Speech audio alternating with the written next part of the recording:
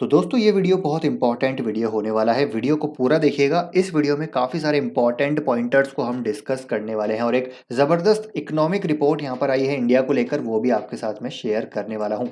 And along with that यहाँ पर एक हम सेक्टर को टेक्निकली एनालाइज करने वाले हैं। इस सेक्टर में रिवाइवल के संकेत नज़र आ रहे हैं, टेक्निकल चार्ट पे काफ़ी अच्छी रिकवरी के संकेत नज़र आ रहे हैं। तो ये कौन सा सेक्टर है वो भी हम यहाँ पर डिस्कस करेंगे और साथ ही साथ एक कंपनी आपके साथ में शेयर करने वाला हूँ। फंडामेंटली बहुत स्ट्रॉन्ग कंपनी नज़र आ रही है, बहुत ज़बरदस्त ग्रुप है, डेट फ्री कंपनी है, वैल्यूएशंस काफ़ी अट्रैक्टिव है, फ्यूचर प्रोस्पेक्ट काफ़ी अच्छे नज़र आते हैं।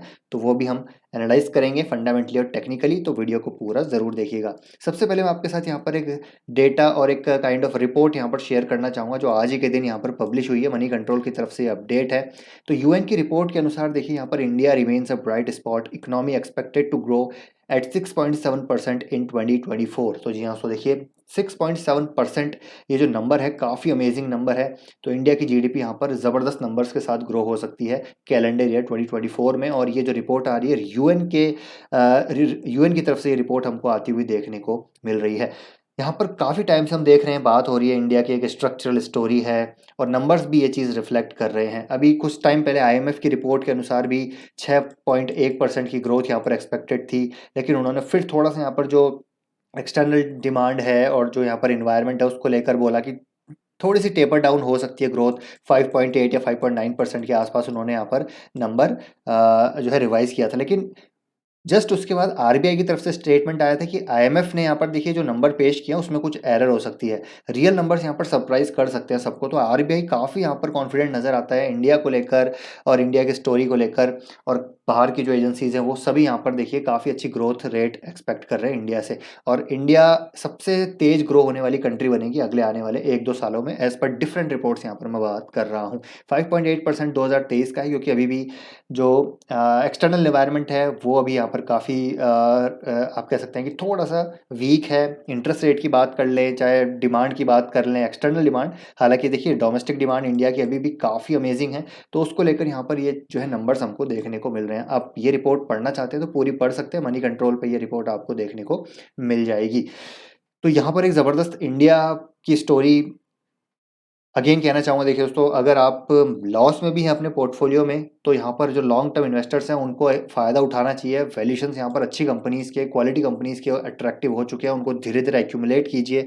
अगर आप नौकरी पेशा हैं तो हर सैलरी में से कुछ ना कुछ आप अपने पोर्शन को इन्वेस्ट कीजिए, लॉन्ग टर्म के लिए इन्वेस्ट कीजिए। बहुत बढ़िया मौका है। यहाँ पर इंडिया की स्टोरी एक स्ट्रक्चर स्टोरी रहने वाली है। इंडिया को अगर आप शॉर्ट कर रहे हैं तो कहीं न कहीं गलती कर रहे हैं, इंडिया को हमेशा हमको लॉन्ग ही करना है। तो ये है रिपोर्ट काफ़ी मतलब अच्छी रिपोर्ट है। एक सेंटिमेंट यहाँ पर डेफ़िनेटली इंडिया को लेकर हमारा स्ट्रॉन्ग होता है। अब सेकंड हम यहाँ पर बात करेंगे, देखिए कौन-सा वो सेक्टर है। तो यहाँ पर मैं बात कर रहा हूँ दोस्तों आईटी सेक्टर की। दोस्तों आईटी सेक्टर में भी सबसे पहले मैं नैस्डैक को यहाँ पर एनालाइज़ करूँगा टेक्निकली। तो देखिए एक ज़बरदस्त हमको एक डाउनवर्ड चैनल में ये इंडेक्स जाता हुआ देखने को मिल रहा था। फिर एक ज़बरदस्त यहाँ पर बेस बनता हुआ नज़र आ रहा है, अच्छा खासा बेस बन रहा है। चैनल का ब्रेकआउट हो चुका है।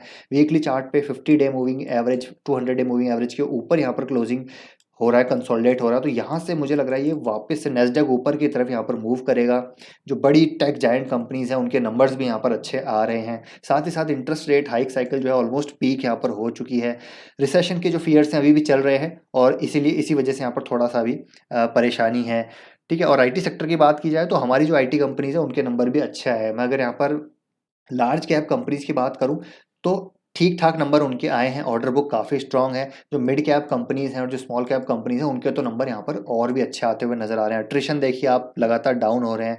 और जो क्लाउड माइग्रेशन की बात की जाए और डिजिटाइजेशन की बात की जाए तो ये एक लॉन्ग टर्म थीम है, एक लॉन्ग टर्म स्ट्रक्चरल यहाँ पर ट्रेंड है जो चलता रहने वाला है। और आउटसोर्सिंग मुझे लगता है यहाँ पर बढ़ेगी। इंडिया की जो कंपनीज हैं उनका फ़ायदा यहाँ पर लॉन्ग टर्म में होने वाला है। तो ये जो मौका है आईटी सेक्टर में मुझे लगता है गंवाना नहीं चाहिए। जो top notch large cap companies हैं, मिड कैप कंपनीज हैं, स्मॉल कैप कंपनीज हैं, इसमें धीरे धीरे अब हमको एक्यूमुलेट करना यहाँ पर डेफिनेटली चाहिए, क्योंकि नंबर्स भी यहाँ पर अच्छे आ रहे हैं। कंपनीज कौन सी है इसको मैं आगे आने वाले वीडियोस में कवर करूंगा। अब यहाँ पर पहले मैं लार्ज कैप की बात कर रहा था, अब मैं मिड कैप स्मॉल कैप में भी यहाँ पर आऊँगा, क्योंकि उसमें भी एक बेस फॉर्मेशन बनता हुआ अब नजर आ रहा है। तो आईटी सेक्टर को डेफिनेटली आपको अपने कोर पोर्टफोलियो का पार्ट बनाना है ओवर द लॉन्ग टर्म, क्योंकि ये जो सेक्टर है एक नेग्लेक्टेड सेक्टर था और यहाँ पर सेंटिमेंट्स अभी भी लोगों के काफ़ी वीक है। तो यहाँ पर सेंटिमेंट्स जैसे ही ऊपर जाएगा इंडेक्स, सेंटीमेंट फिर से पॉजिटिव होंगे, फिर से वैल्यूएशन हाई होंगे। उससे बेहतर है कि धीरे धीरे यहाँ पर पोजीशन बनाई जाए। और CNX निफ्टी आईटी की बात करूं तो निफ्टी आईटी ऊपरी स्तरों से 29% करेक्शन पे और ज़बरदस्त डिमांड जोन पे है। तो अगर आप पर्टिकुलर एक स्पेसिफिक आईटी कंपनी में निवेश नहीं करना चाहते तो मेरे ख्याल से आप यहाँ पर इंडेक्स आईटी में, मतलब कि जो निफ्टी आईटी है या फिर आईटी बीज है, उसमें यहाँ पर डेफिनेटली निवेश कर सकते हैं। वहाँ पर आपको 60-70% तो लार्ज कैप कंपनीज ही मिलेंगी, बाकी 30% मिड कैप और स्मॉल कैप कंपनीज भी आपके पोर्टफोलियो में वहाँ पर आ जाएगी। तो आप इसको आईटी को आईटी बीज के थ्रू भी प्ले कर सकते हैं। तो ये हो गया दोस्तों सेक्टर। अब बात करते हैं कौन सी वो कंपनी है। तो यहाँ पर मैं बात कर रहा हूँ कोरोमंडल इंटरनेशनल की। हालांकि बड़ी कंपनी है, 28,000 करोड़ की कंपनी, लेकिन जो प्रोस्पेक्ट है अभी भी काफ़ी ज़बरदस्त नज़र आते हैं। अगर मैं बात करूँ, ये कंपनी पिछले 20 साल से अस्तित्व में है और इसने पैसा जो है 100 गुना बना के दिया है। तो एक फर्टिलाइजर कंपनी है, थोड़ा सा उतार चढ़ाव रहता है क्योंकि एक कमोडिटी है बेसिकली, लेकिन 100 गुना पैसा 20 साल में हुआ है। तो एक स्ट्रक्चरली ट्रेंड रहा है। अगर मैं प्रॉफिट की बात करूं तो आप देखिए स्टॉक प्राइस लगातार 18-15-16% से पिछले 20-10 सालों में ग्रो हो रहा है। प्रॉफिट ग्रोथ 17-20% की है। सेल्स ग्रोथ 20-22% की है। रिटर्न इक्विटी देखिए 25% एवरेज रिटर्न ऑन इक्विटी यहाँ पर ये कंपनी जनरेट कर रही है। कैश फ्लो देखिए क्या गजब का कैश फ्लो कंपनी जनरेट करती है। रेशोज आप देखिए कि आरओसी लगातार कंपनी के बढ़ते हुए जा रहे हैं।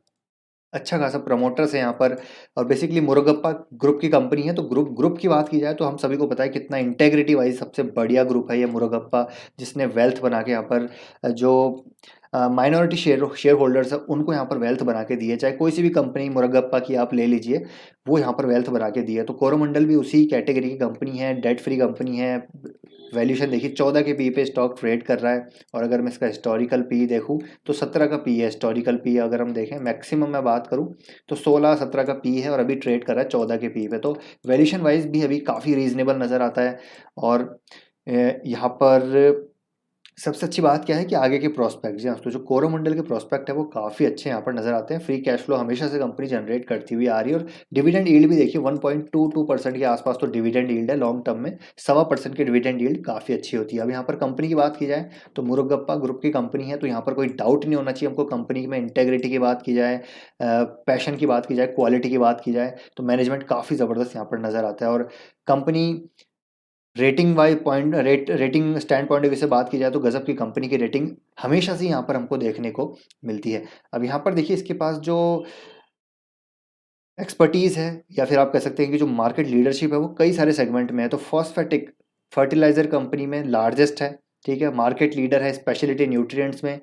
सिंगल सुपर फॉस्फेट यानी एसएसपी में इंडिया की लार्जेस्ट कंपनी है। Fifth largest crop production Indian company है। वर्ल्ड लार्जेस्ट नीम बेस्ड बायोपेस्टिसाइड मैन्युफैक्चरर है। नंबर 1 ऑर्गेनिक मैन्योर प्लेयर है इंडिया में और लार्जेस्ट रूरल रिटेल चेन है इंडिया में। तो जो इसकी प्रेजेंस है वो ज़बरदस्त है। अक्रॉस 81 कंट्रीज है प्रेजेंस। डीलर्स जो है इसका नेटवर्क काफ़ी ज़बरदस्त है। रिटेल सेंटर्स काफ़ी बढ़िया है। मैन्युफैक्चरिंग लोकेशंस देखिए 17 मैन्युफैक्चरिंग लोकेशंस है और 2000 स्ट्रॉन्ग मार्केट डेवलपमेंट टीम है।